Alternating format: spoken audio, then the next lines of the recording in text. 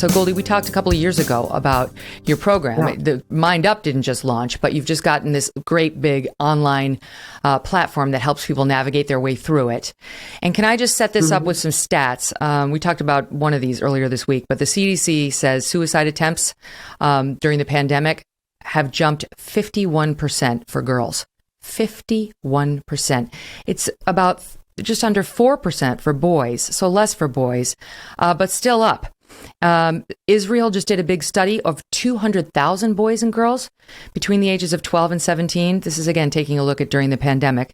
And they report that there's been a 55% rise in eating disorders, a 38% rise in diagnosis of depression, 33% rise in anxiety disorders, ER visits for mental health issues for teens are going through the roof around the world, and especially in the United States. And you actually have a program that can help parents do something about it. They can do it from their living room. They can do it in the classroom, but it provides real tools for schools and families in dealing with some of these issues. How so? Well, this was something I started like 20 years ago, and I did it because of 9/11 and my issues around the fear that I had of the atom bomb. I thought I was going to die before I ever got to kiss a boy. I mean, I was really scared. I really thought at that point about my mortality. And it created a lot of anxiety for me. And during 9/11, I realized that children all over were going to be, in America in particular, were going to be showing symptoms, because fear is a dangerous thing. It's quite poisonous. And it turns into anger and all kinds of side effects. So I started looking then into the problems of suicide and anxiety and all kinds of different, issues around children's mental stability. And I was shocked. And that was in, 2003. It was a uptick in suicide for children, young children, 10 years to 15 years. And then older kids was a second leading cause of death. I really was shocked. It knocked me out. It gobsmacked me. I thought, oh my God, something has to happen. So after all the work that I have done over the years, which is psychology, which is meditation, which are ways and means to create a sense of happiness or more well-being, I learned sort of what the causes of happiness were. And I started applying them in a TV show. I wanted to do a documentary on joy. That's when 9/11 happened. So my background really went, how am I going to use what I know? So I brought in neuroscientists, I brought in psychologists, positive psychologists, teachers, and practitioners, right, who were in meditation, and also research scientists, in order to put these things together to create a holistic approach to a classroom program.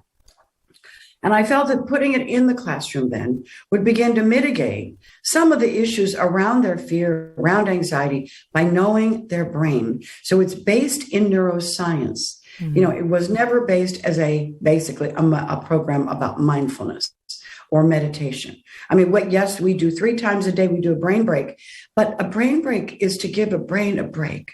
These children know that they get anxious, they get scared, they get angry, there's aggression. They know that maybe they need to take a brain break. That's a 3-minute moment of listening to a sound and then breath and using your breath and learning to breathe properly.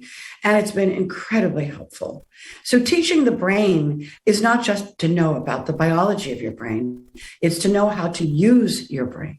How do I change the way I'm thinking? How do I change my environment? When they realize that their brain, that they have there, is not like anybody else's, it's their brain, and they own it, then they get to know that they can actually not just shake hands with it as a friend, but they can actually change the way things are happening.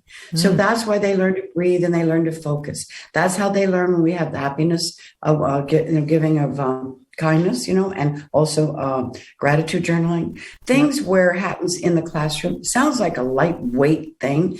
It's not. It changes the neurons and how they fire. And when you start building small children whose brains are actually developing, you're helping them develop brain fitness. And that's what we want. We want resilience. We want children to be caring of each other.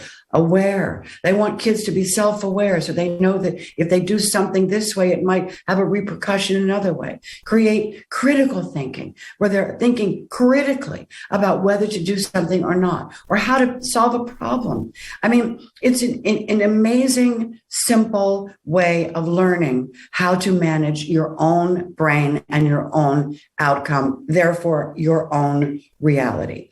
So this happened how many years ago, right? And I've been putting teachers in classrooms and I'm putting the program, whatever, and it's been great. But the scaling of it is hard because you can't fly people here and do this there or create trainers here because you can't really manage the trainers in the same way you need to. It's important on how it's delivered, right? So what we did was when COVID happened, part of what happened to me, we talked about earlier, basically sitting down, is that I had the dream and I was able to dream in quiet. I was able to quiet my mind, my stress level, my body, my movement places, distracting my brain. And I figured out how to redo and reimagine what MindUP is. And so that's what COVID helped me do. So now we have created for various amazing people online accessibility on our learning platform. So any teacher of any school can go ahead and get that program just as it's taught. And it's beautiful to look at. I didn't want the program to look like pedagogy or anything a teacher would have to do again. It's all written. It's there, but it's beautiful. It has sound. It's pretty to look at. It feels good to be in that space is what I wanted it to look like. In the meantime, you can take that program, become a accredited trainer, and go in there and teach your children. Schools have already bought the program along with other teachers similarly. But then I decided we've got to put a parent program in here. Yeah. This isn't just for children. So now we built part of it, of a really in-depth parent program of learning how their brains work and knowing that until they are a little more mindful themselves, that they will be able to be a better parent. You know, we're hijacked by our anger and our fear and lack of knowledge of what's happening in the future. Our money, look, we're in a basically a recession, right? Or not recession, in a help me out. Well, we're in a massive inflationary period, and while we've filled a lot of jobs, a lot of people have left the workforce altogether. Exactly. So the inflation. So that was the So the reality is that we've got a lot to worry about, right? But in what we teach and what we're helping them with is to actually stay right here, right now, and understand that this moment right now is the most important moment. And they understand now about their children, their children's brains, their brains. They have discussions around it. They're able to work with families. We have MindUP Family. So what happened is Megyn, is that I have taken this and now it's grown into a library of people talking about these various things. We've got, happiness experts, we've got researchers, we've got neuroscientists talking about what is mindfulness, what happens to the brain, what's going on when you quiet your mind. It's powerful. We're going to have doctors, food, the best food for your mind, the best food for your children. And we have a cardiologist now speaking about the brain and breath and the heart and that connection and how it heals your heart physically. So I've just opened up a world that literally I believe that we need to all understand about the potential of who we are and how we can change our mindset, how we can be a better partner, how we can literally have more tolerance and more love and more listening capability. Can I tell you that, well, just to pick up on what you're saying, there's a line of sweatshirts and T-shirts and so on, and it reads, choose happiness. And to me, that's never spoken to me, because if it were that easy, everyone would do it. It's not that easy. So I like what you said about brain fitness. If you have somebody who's trained their brain to be negative, to see the darkness, to stay mired in anxiety and worries about the future and depression, and they don't know how to sort of reset that, they can't choose anything other.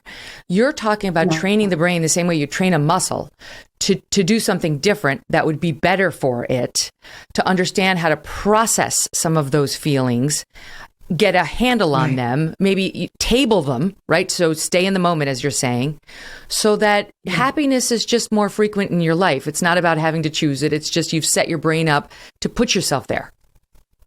Perfect. Perfectly put. Because it is do we choose happiness?